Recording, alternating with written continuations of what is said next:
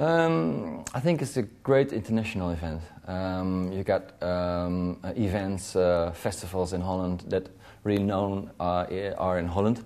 You know, but Trance Energy is very known in the national how do you say that, scene, and so I think maybe 60 or 70% of the people they're coming, they are from England, UK, Germany, but also from Australia. They travel miles to have a party here. So I think for me as a DJ, the most of the time I play abroad. So for me it's nice to play in Trance Energy because I see a lot of people from UK that normally stands for me when I'm playing there. So I think that's the positive thing about Trance Energy, yes. For me, it's new because I didn't play before on the high contrast stage. I did maybe 3-4 years ago. I played there a few times, and now this stage. So I heard it's going to be a great stage and a very huge one. So I'm looking forward to play there. But let's see, and I hope it's going to be a good one. Yeah, of course, I always want to play new stuff. I've got a few new remixes and I want to try out. Yeah, I always want to make something special. Always when I have a nice festival, I have a lot of inspiration and I want to do little things in the studio, and so I can play that and make the event and the evening for me more special. Because it's always nice to play new music. Well, for me it was a year with a lot of expectations because we had to release the album and we didn't have much time to produce it. So I was very busy in the beginning of the year 2009, and after a few months there was, a lot of people were talking about because there is coming an album. So you see, it's more important to have an album than just release just songs. Release every month a record is less important than one album. We knew there was a lot of attention for that, and so I think it was for us was a very great promotion tool for my as an artist. And I think the album is released in the most important countries. So. In UK, in the US, of course in Holland too, and so for me, Australia too.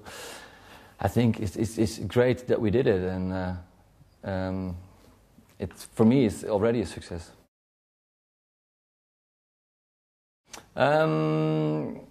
Every country has its own emotional thing. When you play in India. People are almost crying, and they are so happy that you are there, and they travel 10 hours in a car or in a bus to see your 1.5 hour performance, and that's amazing. And you can see that in the atmosphere.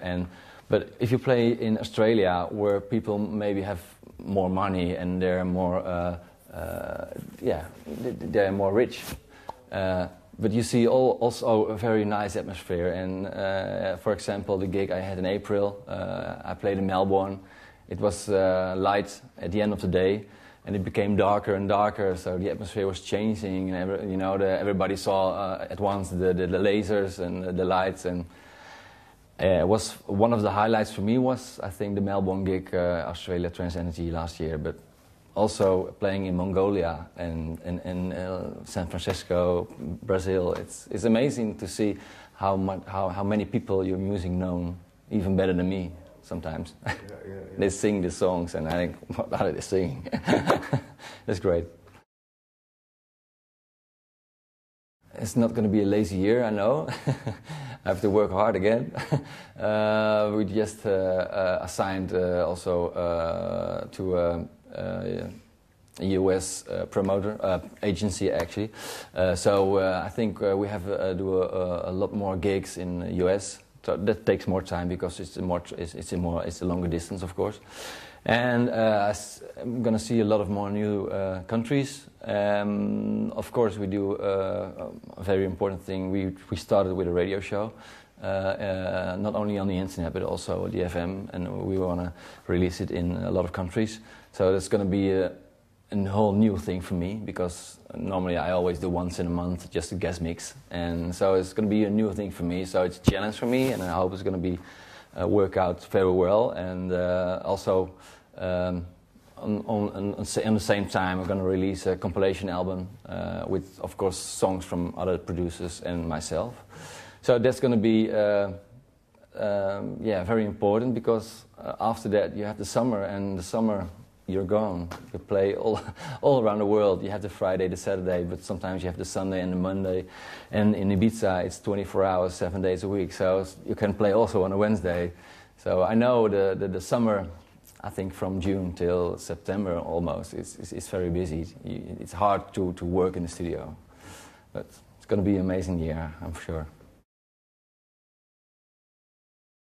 That's a hard one, because everybody were asking always, what's your sound, and what name do you have as a DJ? Are you a trance DJ? Are you a tech trance DJ? Are you a house DJ? I think it's very difficult to say what trance is, because trance is so big now. I think 10 years ago there was one style. Tiesto plays trance, and maybe a few other DJs, big names, are playing trance, and it's always the same.